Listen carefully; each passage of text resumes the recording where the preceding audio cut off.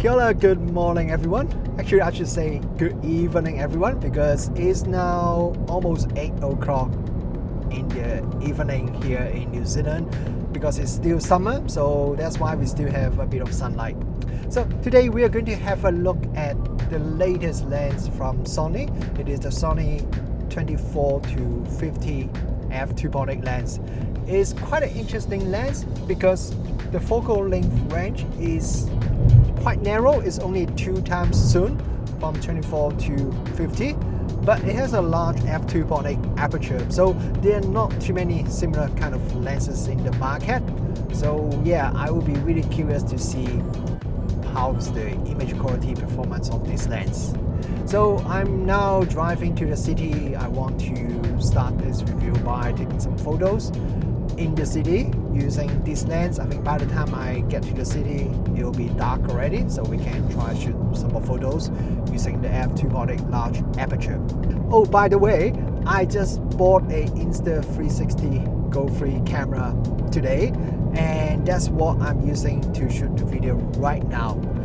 I actually haven't used this camera before, so this is pretty much the first time that I use this camera to shoot some video. So I have no idea how good or bad the image quality is from this little camera. I'm planning to use this camera to shoot a lot of behind the scene video and other kind of video contents for my channel. So yeah, let me know what do you think about the video quality from this little Insta360 Go-Free camera. So anyway, let's go to the city now and we will take some photos and maybe a bit of video using this new Sony lens.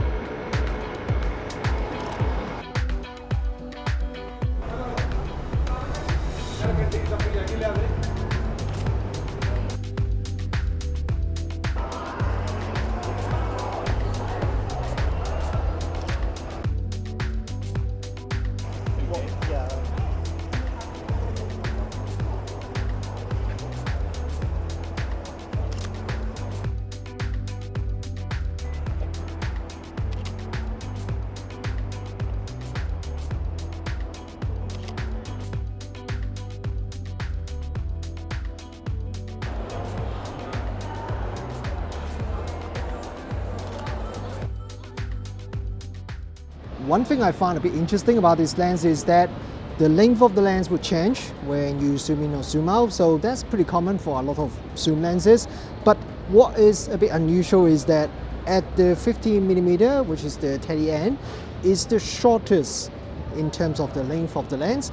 When I zoom out at the 24mm, then it's the longest.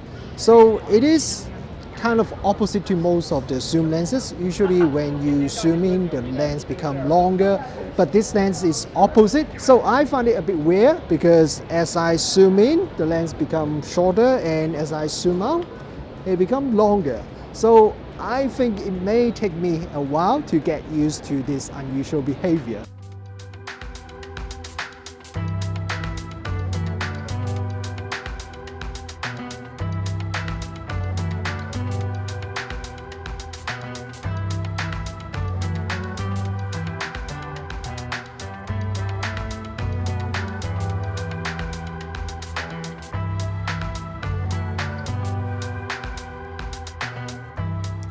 Okay, now we are back to my studio. The previous part of this video was shot about a week ago, and now I have already checked the photos that I shot that evening, and I've also shot many more test photos after that. But before I talk about the image quality, I want to share with you my shooting experience with this Sony 24-50G lens. First thing, for a full frame f2.8 zoom lens, this lens is really small and lightweight. I was walking around the whole evening and holding the A7CR with this lens attached just like this, and my hand, my arm, my fingers were just not sore at all after the whole evening. I didn't know how heavy this lens is, but I felt it's a bit lighter and smaller than my 2070G lens. So when I got home, I put this lens side by side with the 2070G, and indeed this lens is a bit smaller and lighter than the 2070G. The size of this lens is quite similar to a lot of the fast prime lenses, and I'm not even talking about f1.2 prime lenses. For example, the 50 1.4 GMaster is heavier and larger than this 2470G lens. This is a G, not a GMaster lens, but in terms of build quality, it's not bad. When I compare it with the 2470 f2.8 GMaster II, the GMaster II has a few more bells and whistles, like it has 2 custom buttons instead of 1, it has the aperture ring lock switch, and it also has that smooth tight switch for the zoom ring. But the actual build quality of these 2 lenses are not dramatically different. I would say this lens, it feels like 90% as good as the GMaster II. But one major difference is that the 2470 2.8 GMaster II is much heavier and also quite a bit larger than this 2450G lens. The GMaster II also feel quite front heavy and not really well balanced when mounted on the A7CR, but it's not a problem at all when I mount the 2450G lens on the A7CR. I mentioned before that the lens would extend when you zoom out and the lens becomes shorter when you zoom in.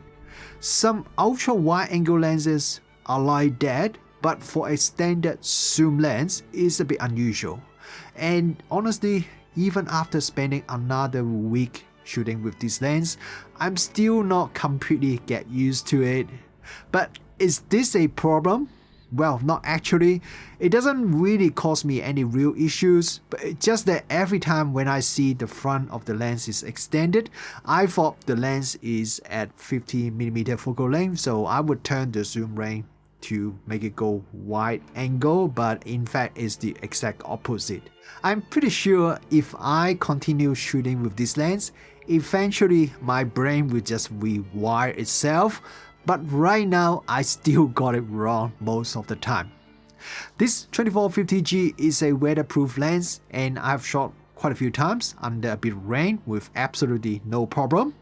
It has 67mm front filter thread, which is quite small for a f2.8 full frame zoom lens.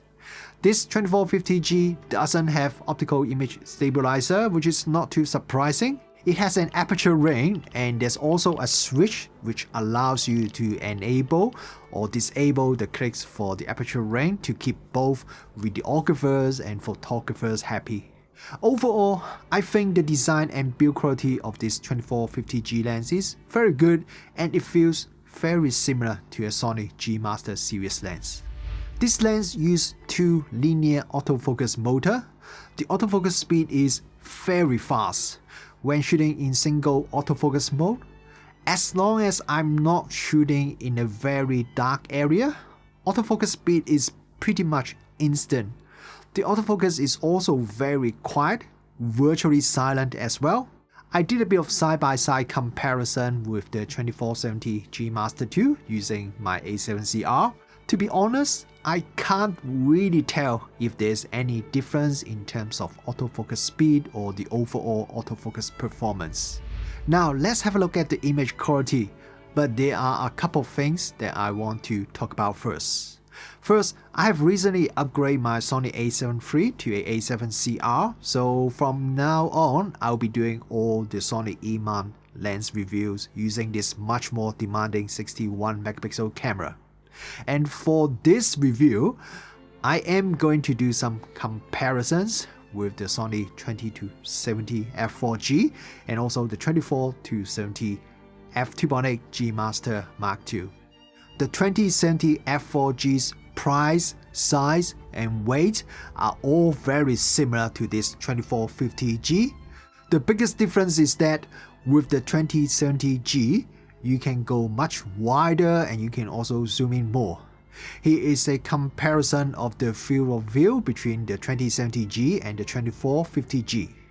But on the other hand, what the 2450G gives you is one stop faster maximum aperture, which would really help when you are shooting under very low light condition, and also can give you more shallow depth of field when you are shooting at the same focal length. I think a lot of people would probably be considering choosing between these two lenses if they want to buy a good quality everyday lens, so that's why I'm including the 2070G in this review. The Sony 2470 f2.8 GMaster II is pretty much the benchmark of a good, fast, professional standard zoom lens. But it's also a lot more expensive, it's bigger and also heavier than this 2450G. So is it really much better than the 2450G? We'll find out very soon. Okay, let's start look at the image sharpness at 24mm focal length. If we zoom into the center of the image, at f2.8, the 2450G is very sharp already. Even though I'm testing it with the 61 megapixel camera, the image from the 2450G is already very sharp. It's actually pretty much the same as the 2470 GMaster II. Stopping down the lens to f4, now we can compare it with the 2070G, and there really isn't much difference between these three lenses. All of them are very sharp with very good contrast. If we continue stopping down the lens further, there still isn't much difference in terms of center sharpness. Sharpness remains the same until we reach f16 when diffraction starting to soften up the image. Now let's look at the corner, still at 24mm focal length.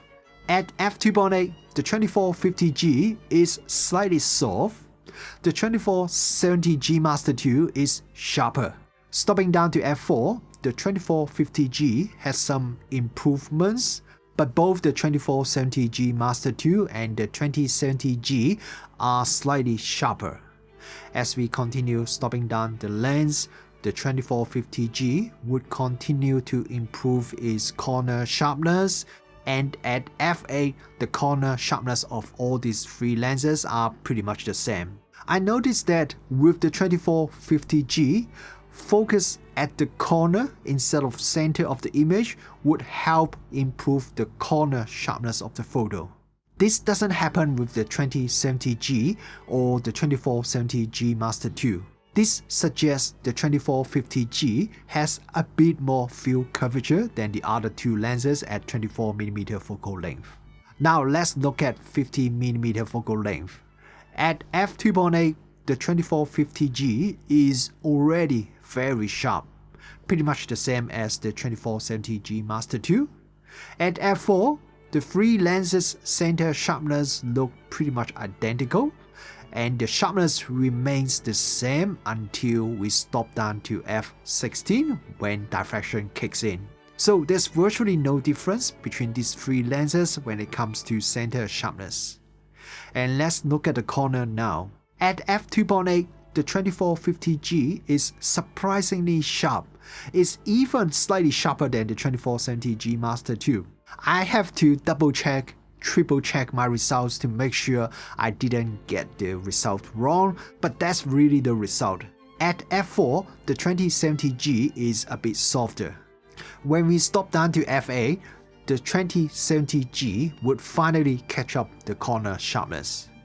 At this focal length, focus at center or corner of the photo wouldn't make any difference to 2450G's corner sharpness. With the 2450G lens, the maximum magnification is 0.3 times at 24mm focal length if you use autofocus. If you do manual focus, then the maximum magnification ratio is now 0.33 times. This is pretty much the same as the 2470 GMaster II, but the 2070G can deliver higher magnification at 0.39 times. When shooting close-up photo with the 2450G, the sharpness is acceptable but not excellent at f2.8. A common problem when shooting close-up photo at wide angle like with this 2450G lens is that your lens could get really close to the subject. So the minimum focus distance is 19 cm if you're using autofocus or 18 cm if you do manual focus. The distance between the front element and the subject is less than 5 cm or 2 inches. That means you could cast shadow quite easily onto your subject. In terms of bokeh, let's have a look at these two side-by-side photos. One was shot with the 2450G and the other one was shot with the 2470 GMaster II. There really isn't much difference between these two photos. The only noticeable difference is that the 2450G has more noticeable cat's eye bokeh at the corner than the 2470 GMaster II. Let's stop down to f4 so we can do some comparison with the 2070G as well. The bokeh from the 2450G seems to be slightly softer than the bokeh from the 2070G, but the difference is really small. However, cat's eye effect at f4 from the 2450G is noticeably more than the other two lenses. We will get the cat's eye bokeh effect both when shooting at the wide end or the teddy end when your subject is at close distance. But other than that, I don't find any big issue with 2450G's bokeh. It's not a bokeh monster, but it's good enough that most of us would find it acceptable. With the shading compensation enabled, at 24mm focal length, the 2450G has very minimal amount of vignetting, almost not noticeable. The 2470 GMaster II is the same. At f4, the 2070G has some minor vignetting.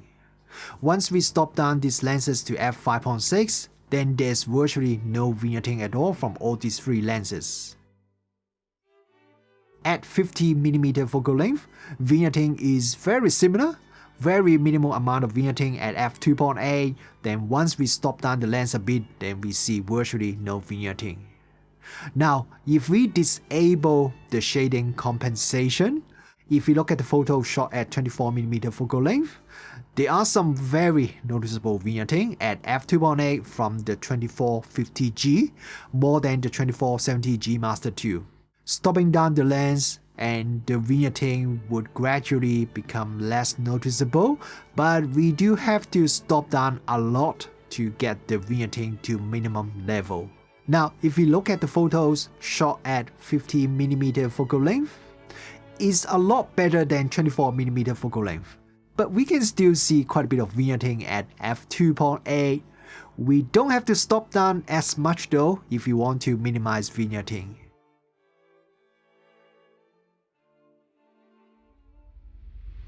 In terms of chromatic aberration control, this 2450G seems to be pretty good. I don't see much chromatic aberration at all when I'm going through my photos. Even the photos I shot at f2.8 with high contrast, I still don't see much nasty green or purple fringing. Actually, all these three Sony lenses, they have very good chromatic aberration control. Look at these local test photos. All the photos were shot at each lens maximum aperture. I see small amount of local from the 2450G. It's a bit more than the other two lenses, but I would still say it is quite minor. With this 2450G lens, you cannot disable distortion compensation from the camera, so your JPEG output would always have the distortion correction applied. With that, the lens has almost no visible distortion at all. This is very similar to the 2470 GMaster II and the 2070G lens. All these lenses have near zero distortion. But now, if we bring the raw file into Lightroom and don't apply any distortion correction, at 24mm focal length, the 2450G lens shows some very noticeable barrel distortion. The 2070G also has some pretty noticeable barrel distortion, but it's a bit less than the 2450G. The 2470 GMaster II has a lot less distortion. At 50mm focal length, the 2450G only has minor barrel distortion. Interestingly, the other two lenses now have a bit of pincushion distortion instead. Lens flare control is excellent with this Sony 2450G lens. I see really minimal amount of lens flare.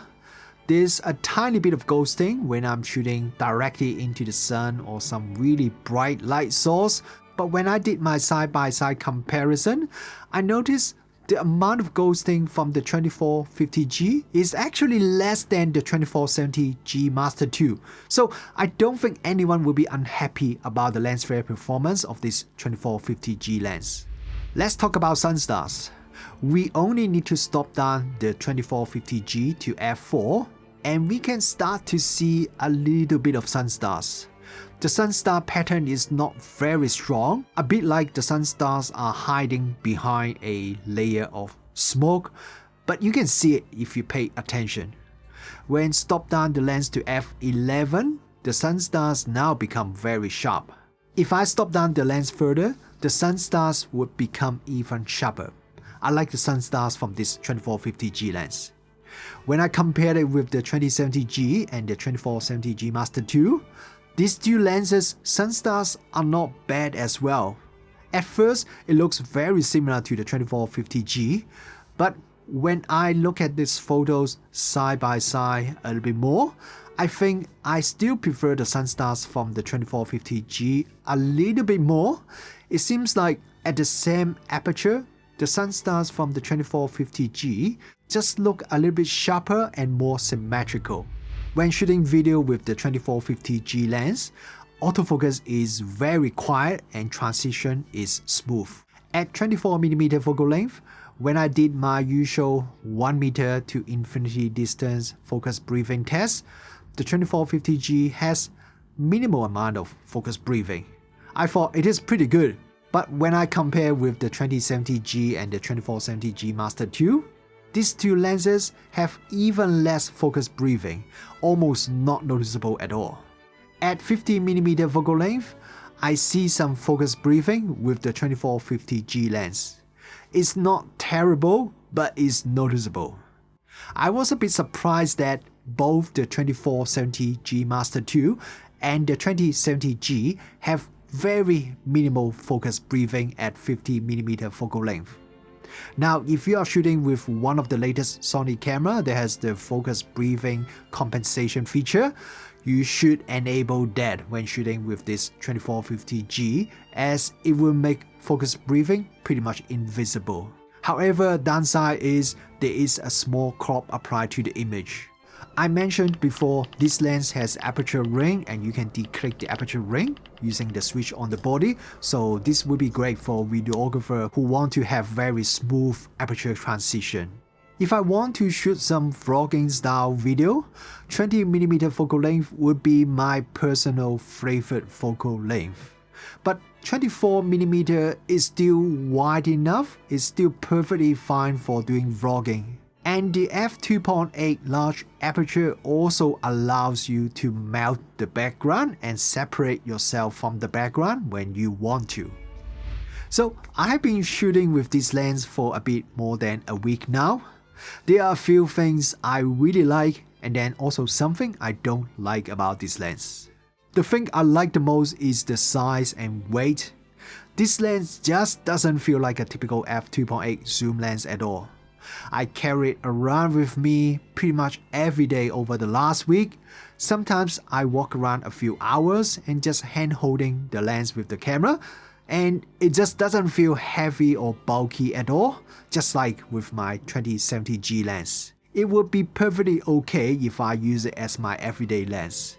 Well, actually this lens is a bit smaller and lighter than my 2070G lens. Image quality is pretty decent overall. Yes, it does rely on lens profile correction quite a bit to correct some of its optical flaws, like that massive amount of distortion at the wide end, but as long as you have enabled the lens profile correction, the image quality is really not bad. Comparing to the typical 2470 zoom lens, the missing 50 to 70mm focal length does feel a bit limiting. I feel like I'm missing a fair chunk of focal length. So if you are pretty used to the 2470mm focal length range and you do shoot a lot of photo at 70mm, then you may just not like this lens shorter 24 to 50mm focal length range. When I go through my photos, I notice something quite interesting. Most of the photos I shot with this lens were at either 24mm or 50mm, and then there are a bunch of photos I shot at around 35mm focal length. So basically I use this lens like I'm using 3 prime lenses, 24, 35 and 50mm. When I'm shooting events or documentary style weddings, I would quite often have a 24mm or 35mm prime lens on one of my camera and then a 50mm lens on my other camera. What it means is, this lens could be perfect for my shooting style. I recently bought the 20-70 f4G lens as my everyday lens and I'm very happy with it. But now, if I'm choosing again, would I choose this 24-50 f2.8 G lens instead? Well, it's a really hard decision. In terms of image quality, they are very similar. There really isn't too big a difference between these two lenses. While the 24-50G is a little bit smaller and lighter, the difference is also quite minor. Price-wise, depending on what country you live in, but the price should also be quite similar as well. So I think it really just comes down to, do you want to have the bigger zoom range or do you want the faster aperture? And that's something you really have to ask yourself. For me, I do really like the 20mm wide end on the 20-70G. So if I have to choose again, I might still choose the 20-70G just because of that. But having said that, when I went out in the evening with the 24-50G, that f2.8 maximum aperture is just really useful when it's dark. When I'm working on this review, I just realized how lucky Sony E mount shooters are. While most other brands are still trying to fill up their lens catalog with some good quality essential lenses, Sony shooters are spoiled by so many choices. If you want the best quality standard zoom lens, you got the 24-70 f2.8 GMaster II, which is already the 2nd generation. If you want a smaller, cheaper standard zoom lens, you got the 20-70G and now the 24-50G. And there are many other choices too. So you definitely won't have the problem that you can't find a lens that is suitable to you. Your problem is more likely, well, there are so many lenses that I could choose. Which one would be my best choice? And that's why I did this comparison review, which hopefully can help you to make your decision. So what do you guys think about this new 24-50 f2.8G? What is your favorite standard zoom lens? Let me know, drop a comment below. I would like to see what is the most popular standard zoom lens.